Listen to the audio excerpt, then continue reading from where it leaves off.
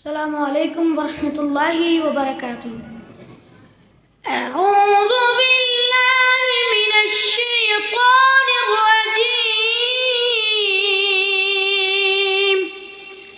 بسم الله الرحمن الرحيم.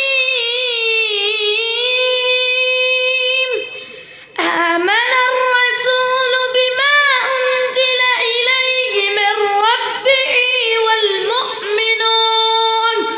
كل آمن بالله وملائكته وكتبه ورسله لا نفرق بين أحد من رسله وقالوا سمعنا وأطعنا غفرانك ربنا وإليك المصير.